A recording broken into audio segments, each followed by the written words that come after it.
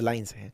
जब भारत और चीन एक दूसरे से दुश्मनी निभा रहे थे, अचानक मित्रता तक पहुंचने में कौन बड़ा रोल प्ले किया? क्या ट्रंप? क्या ट्रंप के टैरिफ वॉर की धमकी के चलते, जो बार बार ये धमका रहे हैं कि चाइना, इंडिया, मैक्सिको, कनाडा, इन पर मैं टैरिफ लाद दूंगा, क्या इनके चलते इंडिया चाइना नजदीक आ गए हैं? क्या है असली मामला? असली मामला जब गलवान वैली इंसिडेंट शुरू हुआ, दोनों देशों की सेनाएं एक दूसरे के आमने सामने आ गई। इन दोनों का हाथ मिलाने वाला था कौन? तो मत भूलिए, इन सब के पीछे पुतिन का भी बहुत बड़ा रोल है। हालांकि दोनों ही देश मना करते हैं कि पुतिन ने कोई रोल प्ले नहीं किया, लेकिन इस बात को आप जब तारों से जोड़कर देखते हैं, डॉट्स कनेक्ट करते हैं, तो पूरी कहानी आसानी से समझ में आती है। तो चलिए पूरी कहानी को हर एंगल से समझते हैं। ट्रंप का एंगल भी समझते हैं, कैसे दोनों देश समझ गए, अमेरिका का रोल वो भी समझते हैं, पुतिन का एंगल भी समझते हैं, सारी बातों को समझते हैं।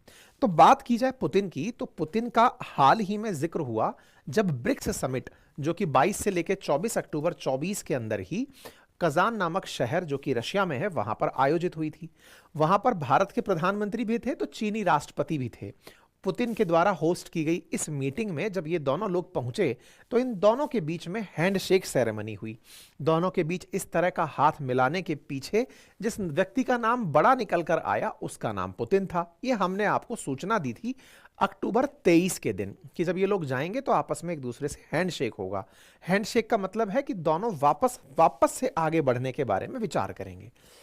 यह खबर अक्टूबर 24 में हमने आपको साझा की, लेकिन इससे पहले भी हम एक ऐसी ही खबर साझा कर चुके थे जिसमें आपको बताया था कि पुतिन इन दोनों को एक दूसरे के नजदीक लाने का प्रयास कर रहे हैं।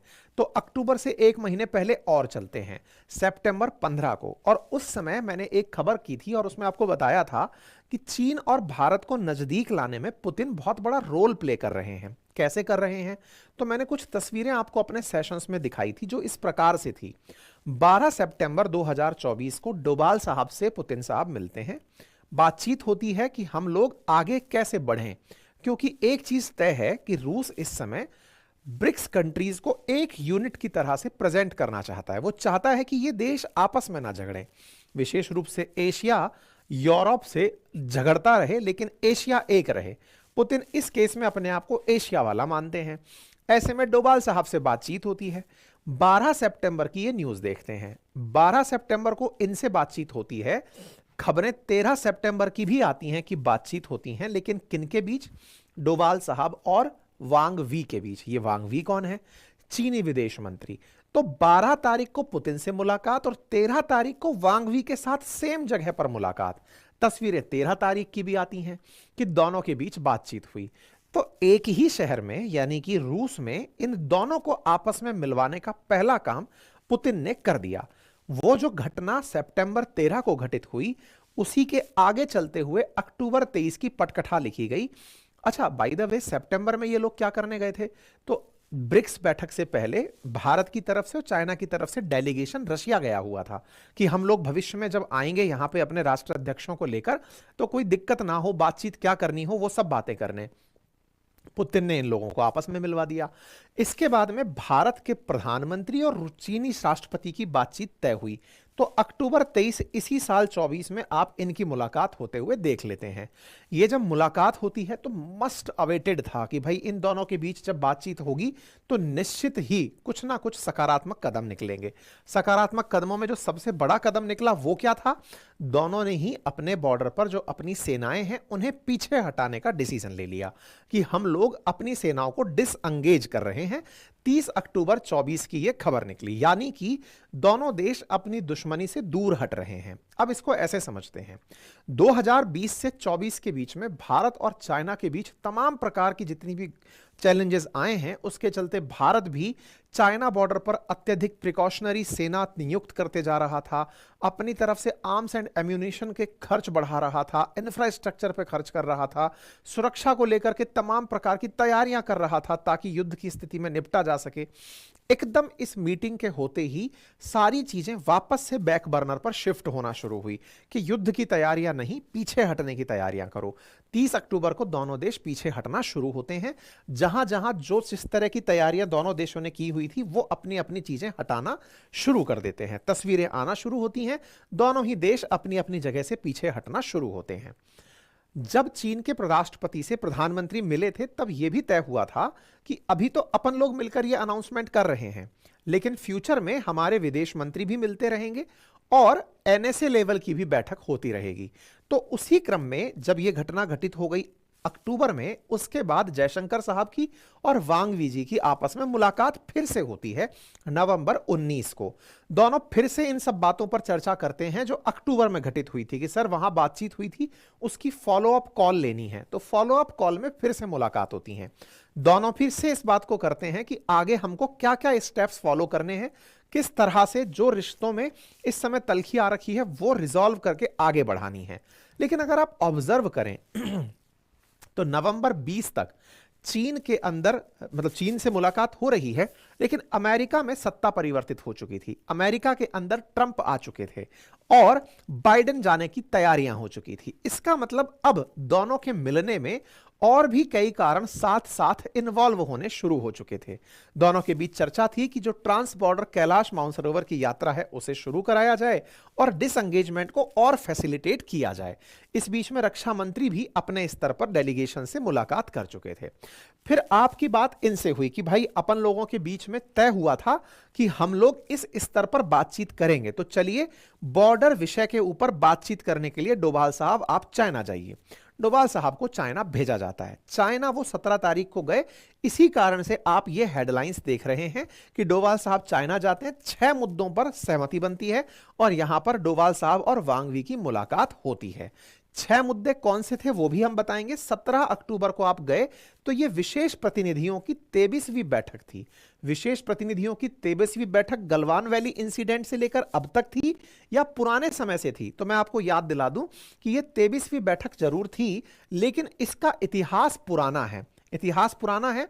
इतिहास क्या पुराना है मैं वो याद दिलाऊं कि 2003 से भारत और चीन अपने स्पेशल रिप्रेजेंटेटिव्स को एक दूसरे के साथ बॉर्डर इशू रिजॉल्व कराने के लिए बिठाते हैं और इसी क्रम में दिसंबर 2019 में 22वीं बार ये साथ बैठे थे। अब 2019 के बाद जो गलवान वैली इंसिडेंट घटित हुआ उसके बाद अब ये 23वीं बार अब बैठे हैं। तो देखिए 22वीं बार जब बैठे थे 2019 में, ये उसकी तस्वीरें हैं। अब ये 23वीं मीटिंग जो हुई है उसके बाद ये निकले हुए 6 पॉइंट हैं जिनमें बातें क्या क्या हुई। दोनों ने बातें की कि हम लोग आगे चलकर डिसएंगेजमेंट को और कैसे आगे बढ़ाना है, शांति कैसे लानी है, उस पर बात करेंगे। साथ ही साथ में हम ये प्रयास करेंगे कि जो भी बाउंड्री के क्वेश्चंस हैं उन्हें कैसे रिजॉल्व किया जाए। साथ में हम ये भी तय करेंगे कि लेटेस्ट डिसएंगेजमेंट जो अभी हुआ था वो कितना और प्रोग्रेसिवली आगे तेजी से बढ़ाया जाए। ये भी तय करेंगे कि आने वाली स्थितियों में border issues normal bilateral ties में कन्वर्ट हों। साथ में मानसरोवर यात्रा और बॉर्डर ट्रेड को बढ़ावा दिया जाए तथा रिप्रेजेंटेटिव्स आपस में एक दूसरे के साथ आने वाले समय में और रिश्तों को बढ़ाने पर प्रयास करेंगे। इस तरह की कुल 6 बातें घटित हुई और इस तरह की बैठकों के बाद यह निर्णय लिया गया। जो भारतीय एम्बेसी है उसने भी इसकी जानकारी 19 दिसंबर यानी कि आज अपने ट्विटर हैंडल पर डालकर कुछ इस तरह से दी। इंडिया एंड चाइना ने बकायदा इस बात को लिखा कि दोनों तरफ के स्पेशल रिप्रेजेंटेटिव्स दोनों के रिश्तों को बढ़ाने के लिए तैयार हो गए हैं। शी जिनपिंग यहां इनसे मुलाकात नहीं की है। उसके पीछे का कारण बताया गया कि शी जिनपिंग चाइना थे ही नहीं, वो मकाऊ गए हुए हैं, इसलिए मुलाकात नहीं हो पाई। खैर फिलहाल के लिए ये हेडलाइंस बहुत बड़ी हेडलाइंस हैं। साथ में वाइस प्रेसिडेंट ऑफ चाइना के साथ भी डोभाल साहब की मुलाकात हुई। 6 पॉइंट के मुद्दे वहां पर भी चर्चा में निकाले गए और छापे गए कि हाँ भाई 6 मुद्दों पर लोगों के बीच में बातचीत हो गई है और हम इन मुद्दों को लेकर के तय हो गए हैं। ठीक है साहब, मुद्दों पर सहमति हो गई। वांग वी ने भी अपनी तरफ से कहा। चाइना की तरफ से भी बयान आया। चाइना ने कहा कि हम इंडिया के साथ काम करने को तैयार हैं और हम लोगों के बीच में सहमति बनी है कि हम एक दूसरे के इंटरेस्ट का खासा ख्याल रखेंगे और एक दूसरे की म्यूचुअल ट्रस्ट को बढ़ावा देंगे, डायलॉग्स को बढ़ावा देंगे, बातचीत को बढ़ावा देंगे, सारी चीजों को लेकर हम आगे बढ़ेंगे।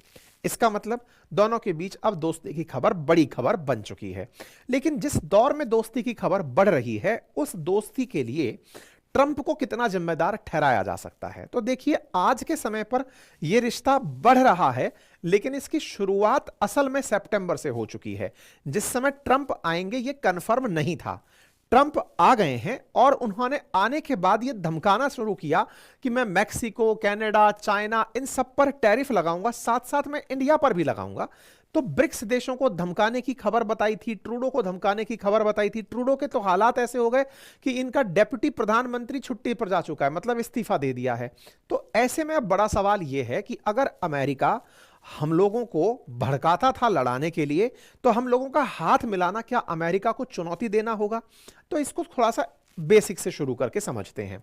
देखिए, जब गलवान वैली घटित हुई यानी इंसिडेंट घटित हुआ, तो भारत में बड़ा एंटी चाइना सेंटीमेंट बन गया।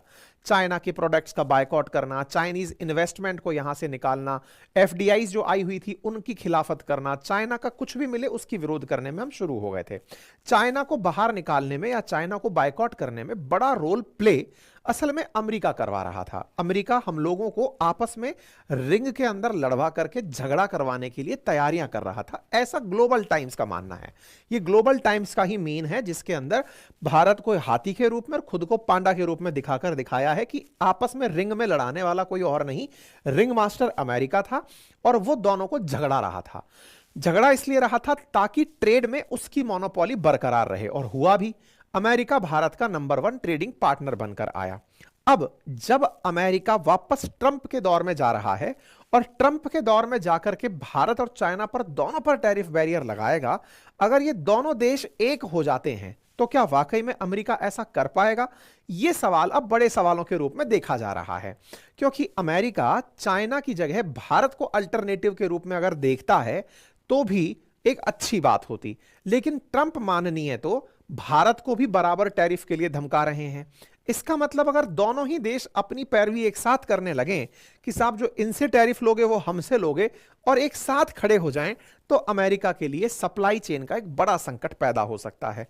देखना होगा कि इस करने में, इस पूरी गणित के करने में पुतिन और क्या रोल प्ले करते हैं। खैर, फिलहाल के लिए दोनों के बीच हैंडशेक हो ही चुका है। ट्रंप इस पर क्या रिएक्शन देंगे आने वाला समय बताएगा। लेकिन हां, भारत ने इस पूरे कालखंड में 2024 तक, 20 से लेकर अब तक, एक जिस चीज पर बड़ी विजय प्राप्त की वो है चाइना की सलामी स्लाइसिंग रोकना। अब ये सलामी स्लाइसिंग क्या है? असल में चाइना की एक बहुत बड़ी दिक्कत है, और वो क्या है? उसके लगभग 6 देश पड़ोसी हैं। उन 6 पड़ोसी देशों के बॉर्डर पर वो बिल्कुल जैसे हमारे खेतों में नहीं होता है गांव के अंदर कि आपकी खेत के बाउंड्री को ट्रैक्टर के हल से जोत करके अपने खेत में शामिल कर लिया जाता है, हल्का हल्का सा खुरच खुरच के खेत को दबाने का प्रयास किया जाता है। चाइना उसका मास्टर आदमी है। हर बॉर्डर पर थोड़ा थोड़ा सा पत्थर ईंट बॉर्डर को सरका सरका के दूसरे के देश में एंट्री कर रहा होता है। 2020 से 24 तक भारत ने चाइना के इस प्रयास को तो रोक दिया है। अब देखना होगा भविष्य में इस तरह से डिसएंगेजमेंट कहीं चाइना के सलामी स्लाइसिंग को बढ़ावा ना दे दे। बाकी आपको क्या लगता है, इस विषय पर अपनी राय जरूर रखें। फिलहाल के लिए इतना ही। जानकारी पसंद आई हो तो साथियों से जरूर साझा करें।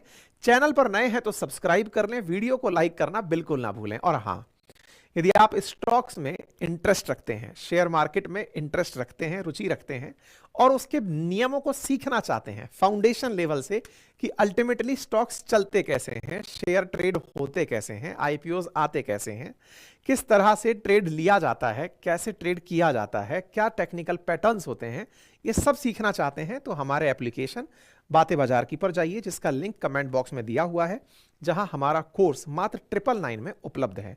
क्योंकि आज हमारे कोर्स के शुरू हुए 7वां दिन है, तो आज रात 12 बजे तक हमारे कोर्सेज 999 में उपलब्ध हैं। कल से ये सभी कोर्सेज 1999 में उपलब्ध होंगे। अगर आप चाहते हैं कि आप भी इसे सीखें तो जरूर जाएं और अपना समय निकालें। कोर्स की अवधि पूरे 1 साल के लिए उपलब्ध रहेगी। पढ़ाने का माध्यम हिंदी है। कंटेंट जिस तरह से आप यहां सुन रहे हैं वैसे ही वहां भी सुनते रहेंगे। फिलहाल के लिए इतना ही। बहुत बहुत धन्यवाद।